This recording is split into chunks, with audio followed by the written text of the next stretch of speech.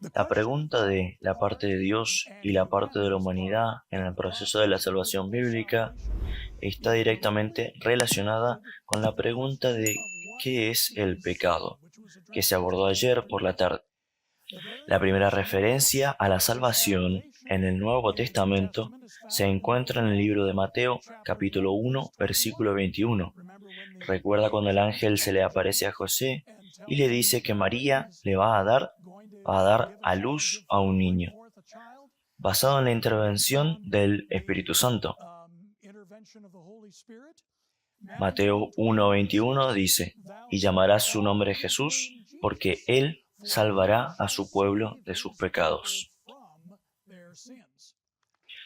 Ahora, si, como los oponentes de la teología de la última generación, quisieran hacernos creer que el pecado es una condición involuntaria recibida al nacer, entonces la única forma en que uno puede salvarse del pecado es deshaciéndose de esa condición involuntaria o declarando justo al pecador a pesar de su condición. Ahora, para ambos lados, en la presente controversia sobre la teología de la última generación, ambos creen, como ya hemos señalado muchas veces, que la naturaleza caída que heredamos al nacer será quitada cuando Jesús venga. Todavía hay unas pocas personas por ahí que ocasionalmente me encuentro con ellos de vez en cuando, que todavía tienen la idea de que antes de que Jesús regrese, la naturaleza caída será erradicada, pero esa es una minoría muy pequeña hasta ahora, ya que los adventistas que creen en la teología de la perfección se preocupan. La verdadera diferencia entre los dos campos sobre el tema de la salvación es que aquellos que creen en la teología de la última generación creen que las condiciones de la salvación, que todos estamos de acuerdo son la obediencia a la ley de Dios, que esas condiciones son cumplidas a través de la justicia de Cristo, que incluye tanto la justificación como la santificación. Los oponentes de la teología de la última generación, por el contrario, creen que debido al pecado original, la única forma en que se puede satisfacer las demandas de la ley es a través de la justicia forense o legal, que creen que la justificación representa. Así, según su teología, la única forma en que un cristiano puede experimentar la salvación y la aceptación ante Dios en el juicio celestial es a través de una justicia declarativa que nos declara santos, aunque no lo somos. Y no solo estamos hablando del pasado, aquí estamos hablando del presente y el futuro de acuerdo con lo que creen. Estas personas creen que somos salvos. La justificación implica más bien, como veremos en nuestra discusión, no solo el perdón de los pecados pasados, sino también el perdón de los pecados presentes y futuros. Algunos lo han llamado perdón anticipado. Algunos lo han descrito con más razón como otra forma de la doctrina católica de las indulgencias, solamente que en este caso las indulgencias son gratuitas. Un autor en uno de los libros recientes que ataca la teología de la última generación dice que la base fundamental de la aceptación de uno en el juicio no son las obras empoderadas por el espíritu del creyente, sino la justicia de Cristo. Ahora vamos a averiguar lo de la Biblia y los escritos del Espíritu de Profecía en los próximos momentos, que las obras habilitadas por el Espíritu del creyente y la justicia de Cristo son una y la misma cosa. Hay una diferencia entre lo que intentamos con nuestras propias fuerzas, como estuvimos discutiendo en el panel, y lo que hacemos a través de la fuerza de Dios. Pero los oponentes de la teología de última generación no hacen esa distinción. Creen que incluso lo que la gente hace a través del Espíritu Santo no tiene nada que ver con la salvación. Pero lo que vamos a demostrar aquí en los próximos momentos es que la salvación bíblica es cooperativa, que involucra la parte de Dios y la parte de la humanidad. Ahora vamos a empezar con el Antiguo Testamento al mirar los asuntos de la salvación, porque recuerda lo que Pablo le dijo a Timoteo en 2 de Timoteo, capítulo 3, versículo 15. Él escribe, y que desde la niñez has sabido las sagradas escrituras, las cuales te pueden hacer sabio para la salvación por la fe, que es en Cristo Jesús. Ahora, Pablo afirmó su fe en la teología de la salvación del Antiguo Testamento, en ese famoso pasaje que Martín Lutero escuchó zumbando en sus oídos mientras subía de rodillas esa escalera en Roma, que ellos pensaban que había sido transportada milagrosamente desde la sala del juicio de Pilato a la ciudad eterna. Sabemos cuál es ese pasaje. Está en Romanos capítulo 1, versículo 17, y esto está sacado directamente del libro de Habacuc, capítulo 2, versículo 4. El justo, por la fe, vivirá. Pero esto no es en absoluto la única referencia de Pablo al Antiguo Testamento en el establecimiento de su comprensión de la salvación. Uno de los pasajes más interesantes de los escritos de Pablo que sale del Antiguo Testamento es en Romanos capítulo 4, versículos 6 al 8. Como también David habla de la bienaventuranza del hombre a quien Dios atribuye justicia sin obras, diciendo, bienaventurados aquellos cuyas iniquidades son perdonadas y cuyos pecados son cubiertos.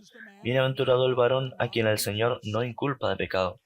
Ahora, esto es tomado directamente del Salmo 32, versículos 1 y 2, donde escribe el salmista, bienaventurado aquel cuya transgresión ha sido perdonada y cubierto su pecado.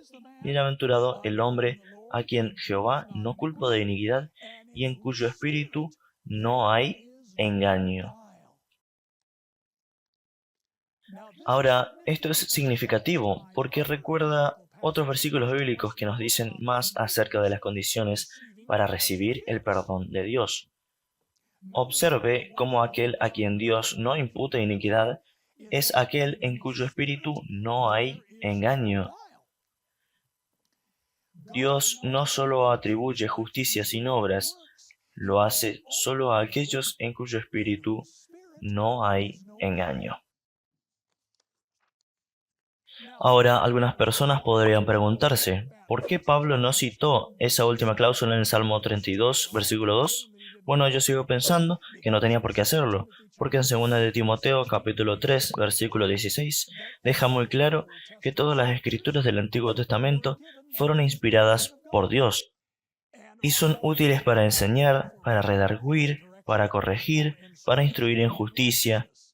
Y cuando en el versículo anterior Pablo le dice a Timoteo que desde niño ha conocido las sagradas escrituras que pueden hacerlo sabio para la salvación a través de la fe en Jesús, recuerde que las únicas escrituras que le enseñaron a Timoteo desde su niñez fueron el Antiguo Testamento. Así que lo que está claro en el capítulo 4 de Romanos es que cuando Pablo habla en otra parte de que los cristianos no son salvos por obras, las obras que se describen no incluyen la obra del Espíritu Santo en y a través del creyente, porque obviamente para que nuestra iniquidad no se nos impute, tenemos que estar libres de engaño, y la única forma en que sucede es a través de la transformación empoderada por el Espíritu. Aquellos que rechazan la teología de la última generación insisten en que incluir la obra transformadora del Espíritu Santo en el proceso de salvación es aceptar la doctrina de la salvación por obras que Pablo condena. Y vamos a ver que esta posición que toman los oponentes de la teología de la última generación es explícitamente contraria al Nuevo Testamento. Pero comenzamos a comprender más la declaración de David. Los inocentes son los únicos elegibles para el perdón. Cuando miramos otros pasajes del Antiguo Testamento que hablan sobre las condiciones para el perdón. Uno de los más fuertes de los que hablamos en el panel de discusión es 2 de Crónicas, capítulo 7, versículo 14. Conocemos el versículo bien. Si se humillare mi pueblo, sobre el cual mi nombre es invocado, y oraren, y buscaren mi rostro, y se convierten de sus malos caminos, entonces yo oiré desde los cielos, y perdonaré sus pecados, y sanaré su tierra. Proverbios 28, versículo 13. El que encubre sus pecados no prosperará, mas el que los confiesa y se aparta alcanzará misericordia. Isaías 55, versículo 7. Deje el impío su camino y el hombre inicuo sus pensamientos, y vuélvase a Jehová, el cual tendrá de él misericordia, y al Dios nuestro, el cual será amplio en perdonar. Jesús también dejó en claro cuáles son las condiciones para recibir el perdón de su Padre. Mateo capítulo 6, versículos 14 y 15 nos dice: Porque si perdonáis a los hombres sus ofensas, os perdonará también a vosotros vuestro Padre Celestial. Mas si no perdonáis a los hombres sus ofensas, tampoco vuestro Padre os perdonará vuestras ofensas. Una vez más, el perdón de Dios está condicionado a la obediencia. Y esa obediencia, por supuesto, solo es posible a través del poder transformador del Espíritu. Romanos capítulo 2, versículo 13 nos dice lo mismo. Porque no son los oidores de la ley los justos ante Dios, sino los hacedores de la ley serán justificados. Así que, cuando ponemos todos estos versículos juntos, podemos encontrar las condiciones bíblicas para recibir el perdón de Dios. Veámoslos. Humildad, confesión y abandono del pecado, un espíritu sin malicia, una disposición para perdonar a los demás y cumplir la ley divina. Y por supuesto, si hacemos todas estas cosas que hemos visto aquí, estamos cumpliendo la ley divina. Cuando en contraste, la Biblia dice que no somos salvos por obras, está hablando de la piedad superficial autoproducida, sin relación con la conversión y sin conexión con la gracia transformadora de Dios. Estábamos hablando de eso para aquellos de ustedes que estaban sintonizados en el panel. El origen de la justicia bíblica por la fe en el Antiguo Testamento es claro en el capítulo 11 de Hebreos, que a menudo llamamos el capítulo de la fe. En la crónica de los diversos dignos del Antiguo Testamento que se describen aquí como haciendo cosas buenas por fe, tal vez el ejemplo más fuerte de estos es el versículo 7 en Hebreos capítulo 11. Por la fe Noé, cuando fue advertido por Dios acerca de cosas que aún no se veían, con temor preparó el arca en que su casa se salvase, y por esa fe condenó al mundo, y fue hecho heredero de la justicia que viene por fe. ¿Cómo Noé se convirtió en un heredero de la justicia por la fe? Mediante la construcción de un arca, por salvar su hogar de la inundación y condenar el mundo con su ejemplo. Más recientemente, en una de las publicaciones líderes de la Iglesia, había un elogio al Dr. Desmond Ford, que trató de defender la idea que Ford enseñó por muchos años, que la justificación por la fe supuestamente es igual solamente a la justificación. Ahora he mencionado esto una vez antes, pero si alguno de ustedes está interesado en leer un artículo en profundidad que yo he preparado sobre este tema en mi sitio web, en vindicate.com, solo tienen que buscar el título El alcance bíblico de la justificación por la fe y googlear mi nombre, Kevin Paulsen, y lo encontrarán. La Biblia es muy clara, amigos, que la justificación por la fe, como se enseña en la Biblia, incluye tanto la justificación como la santificación. Ya hemos visto esto en Hebreos 11, pero vamos a buscar otros pasajes que nos digan lo mismo. Una vez más, miremos lo que dice acerca de Noé en Hebreos 11, versículo 7. Por la fe, Noé, cuando fue advertido por Dios acerca de cosas que aún no se veían, con temor preparó el arca en que su casa se salvase, y por esa fe condenó al mundo, y fue hecho heredero de la justicia que viene por la fe. Ahora, amigos, si eso no es lo que equivale solo la justificación por la fe con la santificación, no sé lo que es. Ahora vamos a ver algunos otros pasajes. Filipenses capítulo 3 versículos 4 al 9.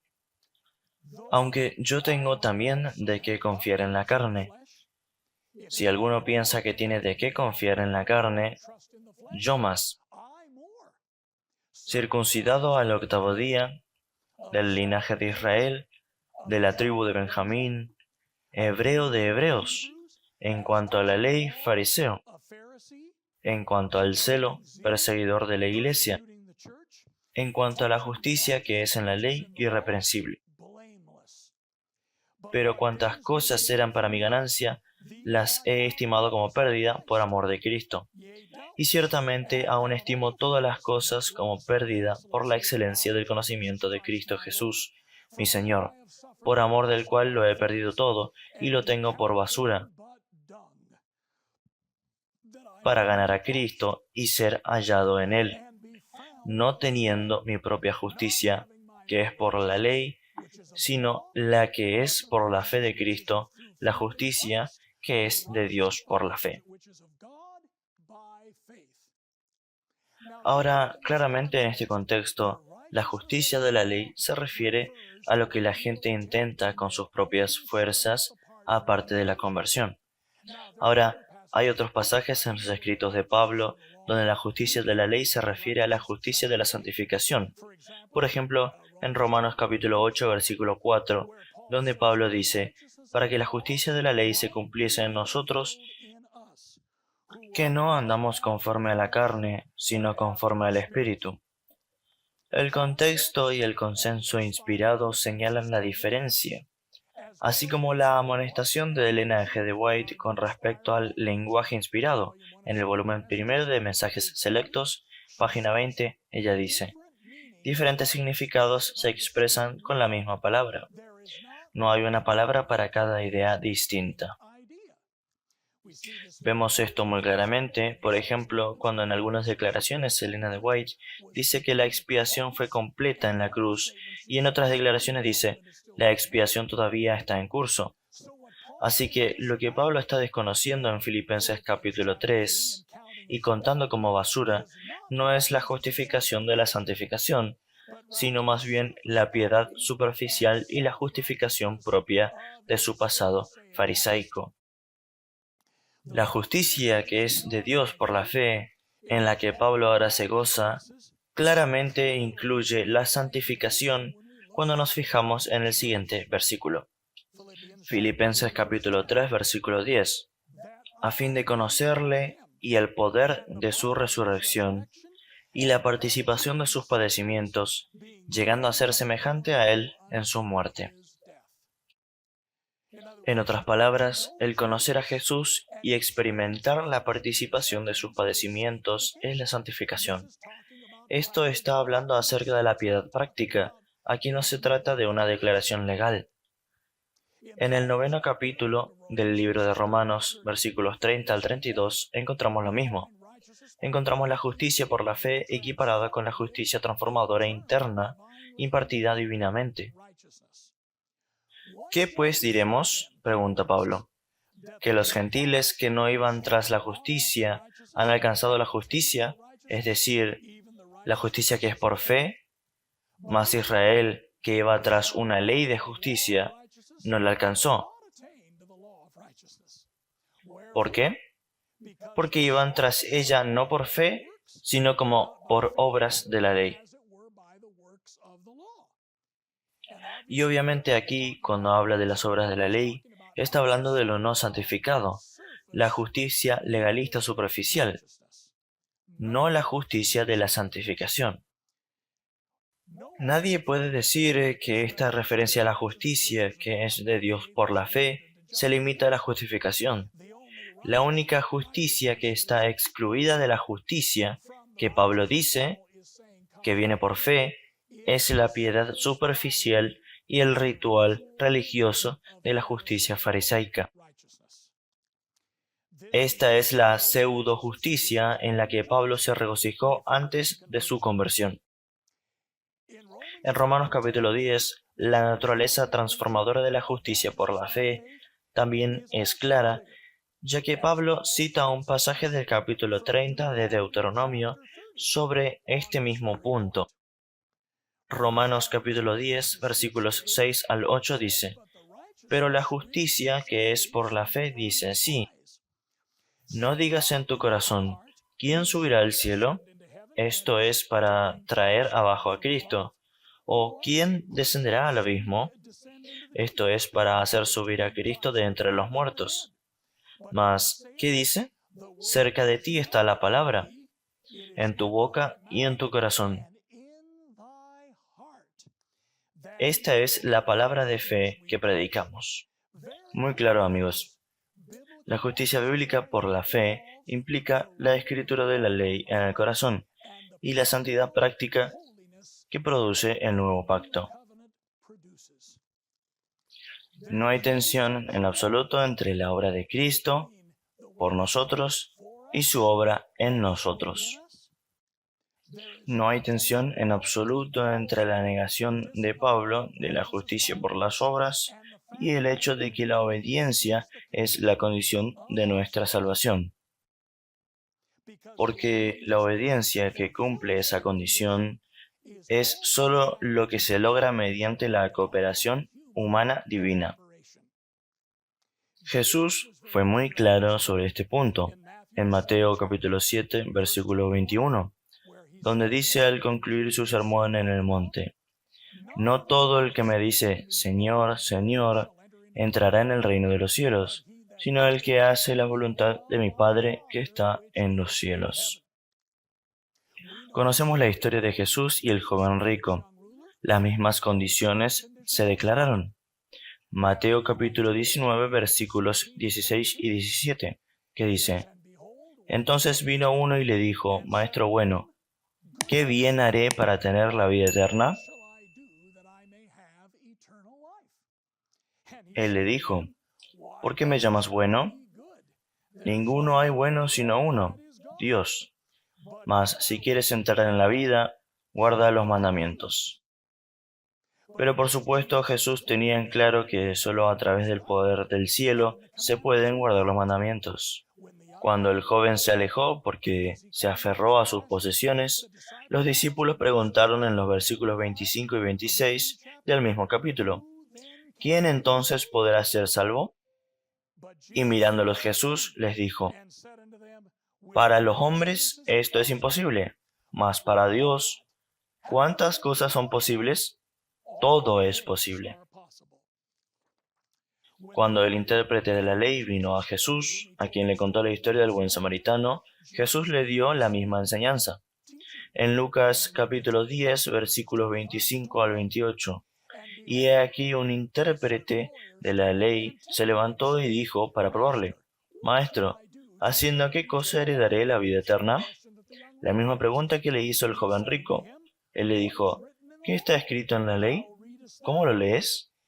Aquel respondiendo dijo: Amarás al Señor tu Dios con todo tu corazón, con toda tu alma y con todas tus fuerzas y con toda tu mente, y a tu prójimo como a ti mismo. Y le dijo: Bien has respondido. Haz esto y vivirás. Y el apóstol Pablo enseñó lo mismo. En Romanos, el segundo capítulo, versículos 6 al 11, hablando de Dios, Pablo escribe: el cual pagará a cada uno conforme a sus obras. Vida eterna a los que, perseverando en bien hacer, buscan gloria y honra e inmortalidad. Pero ira y enojo a los que son contenciosos y no obedecen a la verdad, sino que obedecen a la injusticia. Tribulación y angustia sobre todo ser humano que hace lo malo, el judío primeramente y también el griego. Pero gloria y honra y paz a todo el que hace lo bueno, al judío primeramente y también al griego. Recuerda lo que Pablo está tratando de demostrar aquí. No que la obediencia no se requiera para la salvación, pero que toda la humanidad, judíos y gentiles por igual, necesitan el perdón y la justicia transformadora de Jesús. Veamos Romanos capítulo 8, versículo 13, donde el apóstol declara: porque si vivís conforme a la carne, moriréis. Mas si por el Espíritu hacéis morir las obras de la carne, viviréis. Hebreos capítulo 5, versículo 9 nos dice lo mismo. Y habiendo sido perfeccionado, vino a ser autor de eterna salvación para todos los que le obedecen. Elena de White hace eco de las enseñanzas de Jesús y Pablo en Declaraciones del volumen 2 de los Testimonios, página 598. El abogado preguntó a Jesús qué debía hacer para heredar la vida eterna. Jesús le señaló los 10 mandamientos de su Padre, diciéndole que la obediencia a ellos era necesaria para su salvación. Cristo le dijo que él conocía los mandamientos y que si los obedecía tendría vida. En el Review and Herald, junio 26 de 1900, cuando el abogado se acercó a Cristo y le dijo: Maestro, ¿qué haré para heredar la vida eterna? El Salvador no dijo: cree solamente y serás salvo. ¿Qué está escrito en la ley? Él dijo: ¿cómo lees? Aquí la falsa doctrina de que el hombre no tiene nada que hacer más que creer es barrida. La vida eterna se nos da con la condición de que obedezcamos los mandamientos de Dios. Y por lo tanto, cuando escucha a la gente decir que el Evangelio son las buenas nuevas incondicionales de salvación, eso es mentira. La Biblia es muy clara. El espíritu de profecía, los escritos son claros, hay condiciones y la obediencia es una de ellas. Afortunadamente, solo la gracia de Dios, combinada con nuestro esfuerzo, puede hacer que eso suceda. Señales de los tiempos, 24 de noviembre de 1887, nos dice exactamente esto. La observancia de estos 10 mandamientos comprende todo el deber del hombre y presenta las condiciones de la vida eterna. Ahora la pregunta es, ¿cumplirá el hombre con los requisitos? ¿Amará a Dios supremamente y a su prójimo como a sí mismo? No hay forma posible de que el hombre haga esto con sus propias fuerzas. El poder divino de Cristo debe sumarse al esfuerzo de la humanidad. Note que ella no dice que el poder divino de Cristo sea como un sustituto del esfuerzo de la humanidad. Debe agregarse. El volumen 7 del Comentario Bíblico, página 920, Elena de White dice: del cristiano, perfecta obediencia a todos los mandamientos de Dios, le abre las puertas de la ciudad santa. Volumen 7 del Comentario Bíblico, una vez más, página 971. El Evangelio que se predicará a todas las naciones, tribus, lenguas y pueblos presenta la verdad en líneas claras, mostrando que la obediencia es la condición para obtener la vida eterna. Cristo imparte su justicia a aquellos que consienten en permitirle quitar sus pecados. Cada día con Dios, página 70. Gracias a Dios, nos ayuda a cada paso del camino que tenemos que recorrer, si estamos dispuestos a salvarnos de acuerdo con el plan señalado por Cristo, mediante la obediencia a sus requerimientos. Volumen 2 de los Testimonios, página 497. Solo por el poder de Dios puede colocarse en una posición que le permita recibir su gracia, un instrumento de justicia. No solo requiere Dios que controle sus pensamientos, sino también sus pasiones y afectos. Su salvación depende, escuchen atentamente, su salvación depende de que se gobierne en estas cosas. El mismo volumen de los Testimonios, página 612. Dios quiere que todos hagan un uso práctico de las claras enseñanzas de su palabra acerca de la salvación del hombre.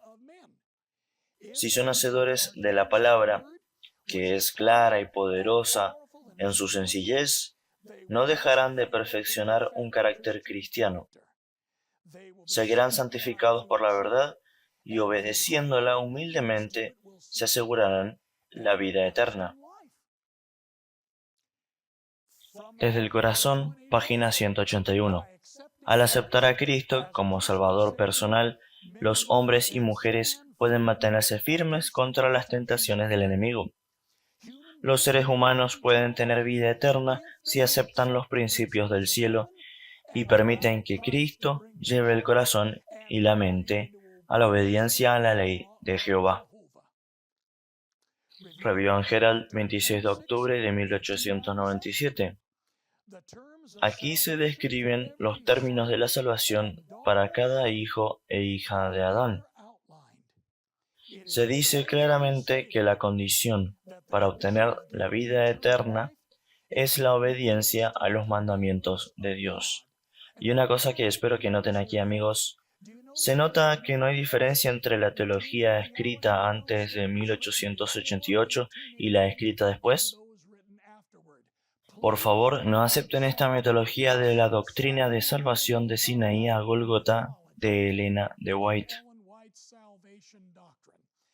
Elena de White es tan clara antes de 1888 que solo mediante el poder divino se puede representar la condición de obediencia, y ella es tan clara después de 1888 que antes de que esta condición no puede ser prestada con nuestra propia fuerza, pero solo a través de la fuerza de Dios en conjunción con el esfuerzo humano.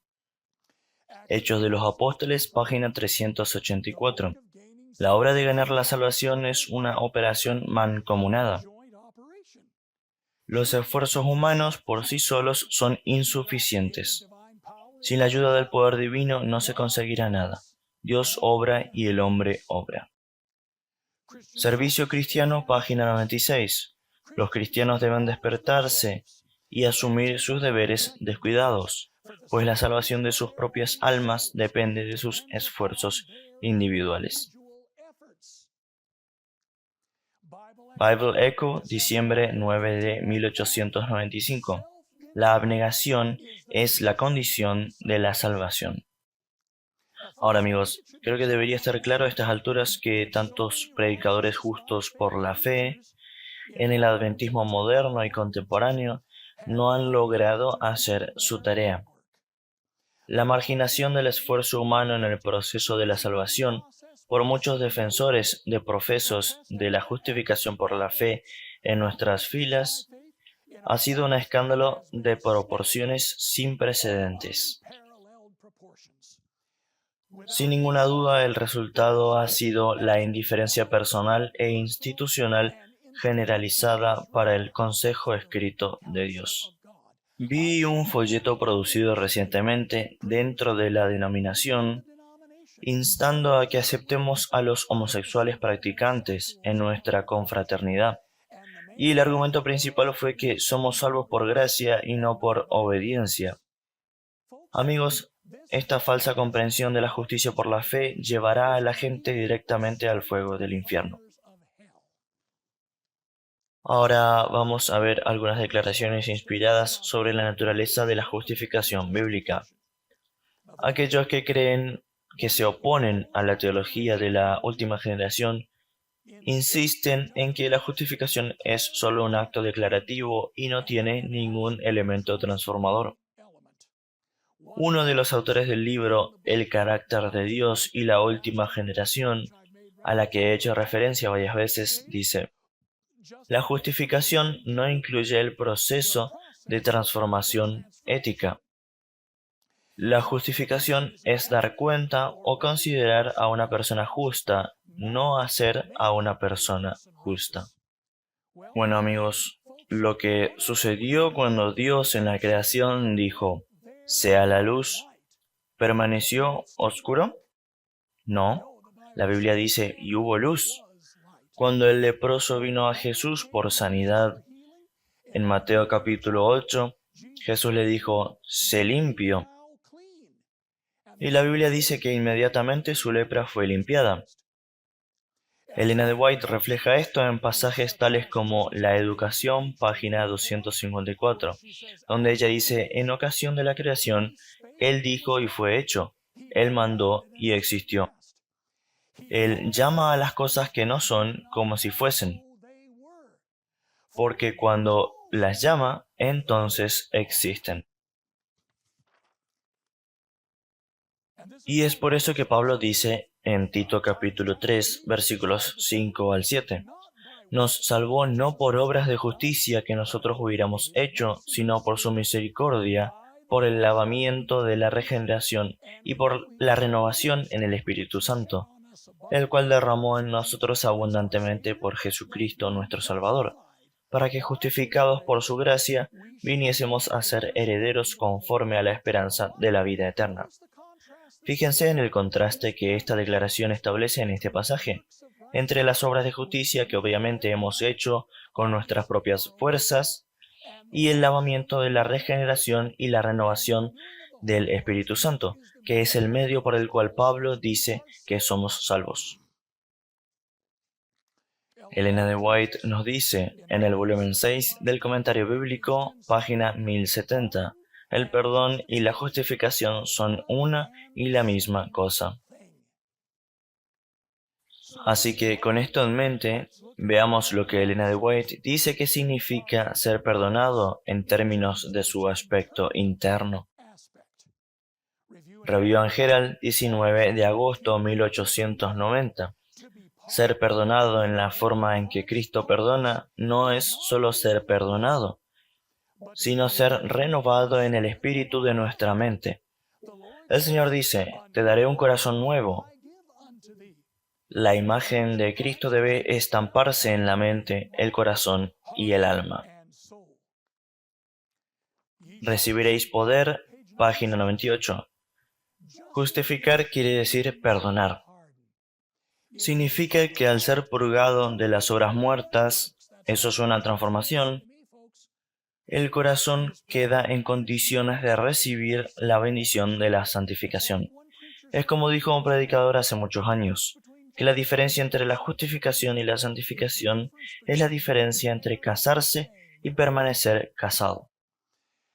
El discurso maestro de Jesucristo, página 97.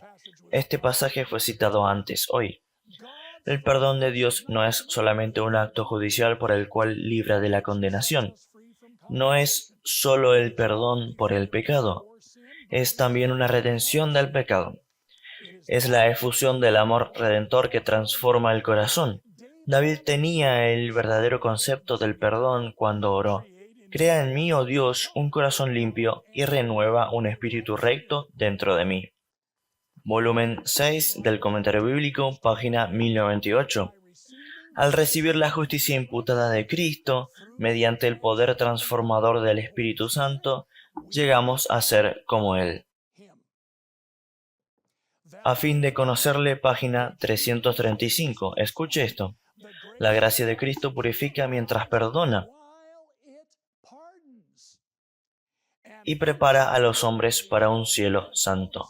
Noten que no dice la gracia de Cristo perdona y luego purifica. No, dice que purifica mientras perdona.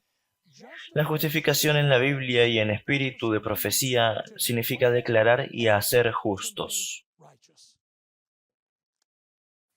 Los mismos críticos de la teología de la última generación, que niegan el aspecto transformador de la justificación, insisten en que la justificación no cubre o que cubre mucho más que nuestros pecados pasados.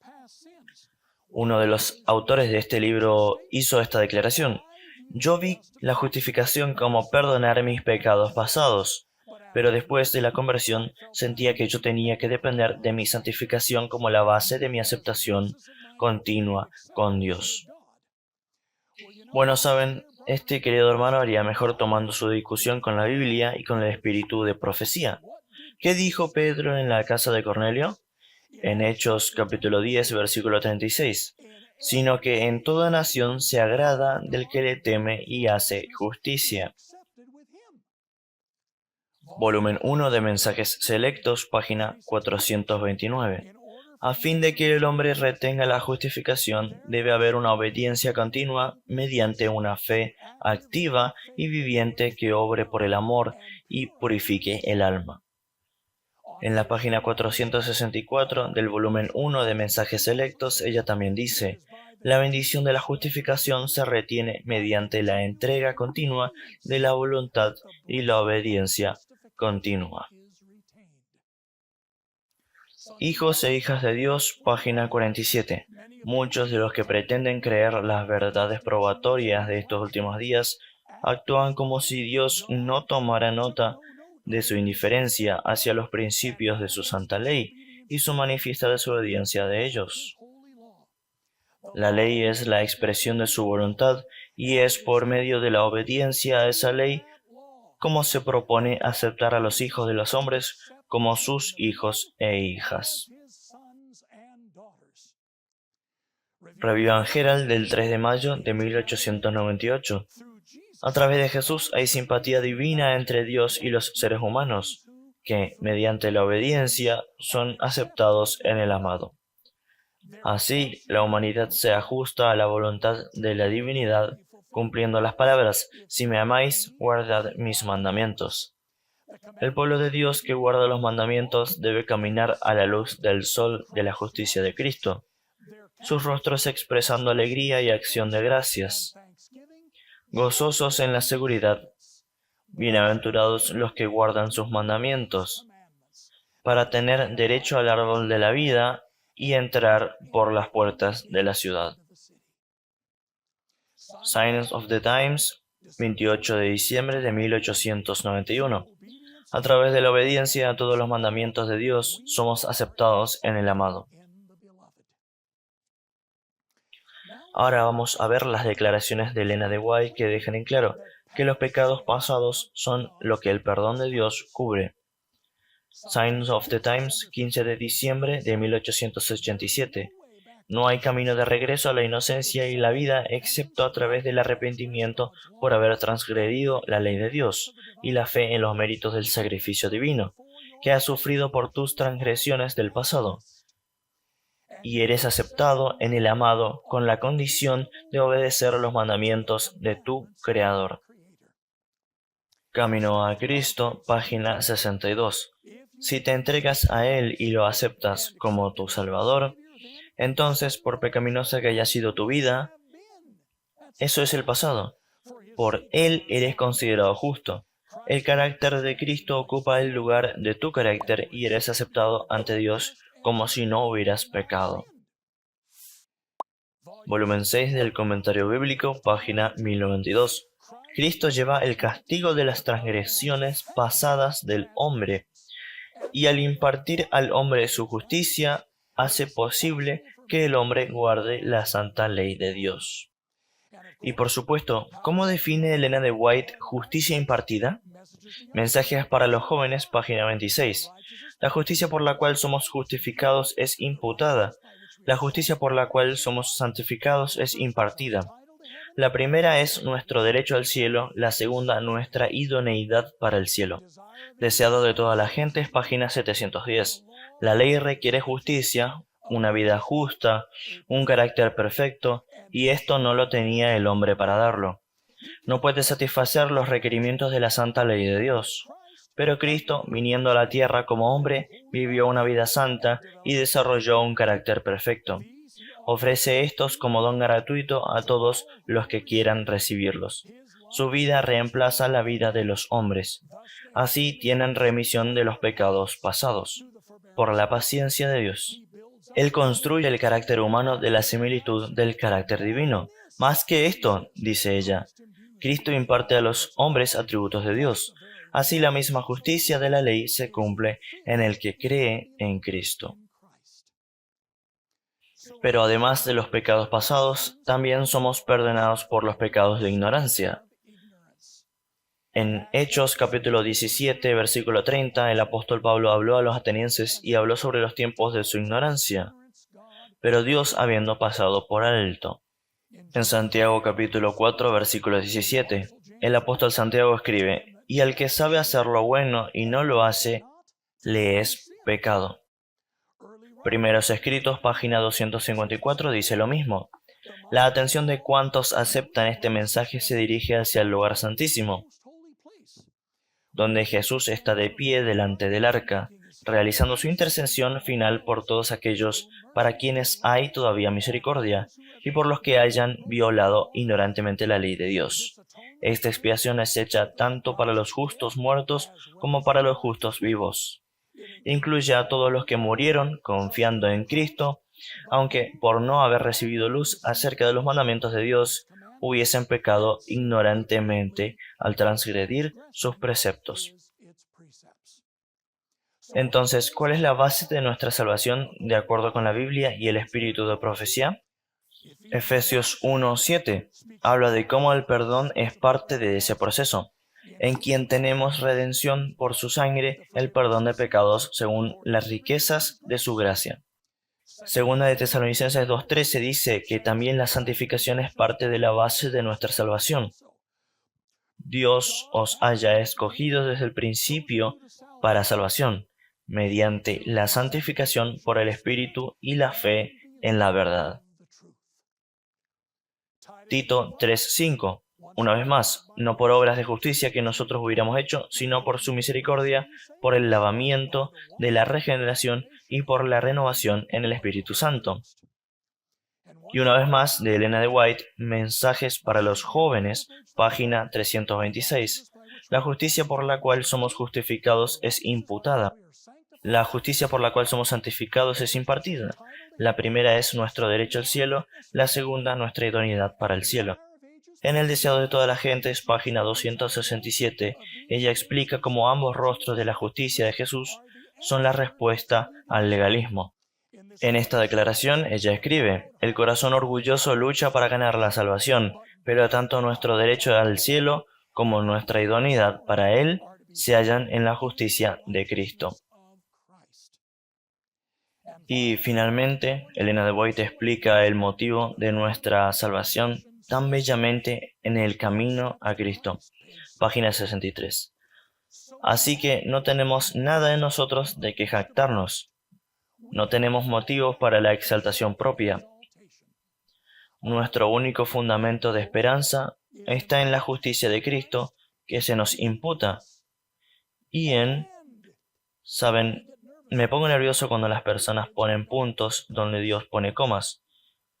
Noten lo que ella dice: nuestro único fundamento de esperanza está en la justicia de Cristo que se nos imputa y en la obra de su Espíritu que obra en nosotros y por medio de nosotros.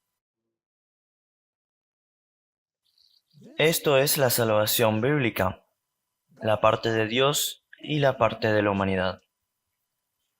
Padre Celestial, te suplicamos que nos des la fuerza para cumplir con nuestra parte del proceso de salvación. Porque de hecho, si todo dependía de ti haciendo tu parte y eso era todo, la salvación se habría terminado hace mucho tiempo y el mundo no habría tenido que soportar todo el horror y la tragedia y las pandemias y la corrupción y el genocidio y mucho más de lo que vemos en nuestro mundo hoy. Señor, danos la fuerza y la sabiduría de los que se encontrarán entre los que saldrán victoriosos, los que serán llamados elegidos y fieles. Esta es nuestra oración en el nombre de Jesús. Amén.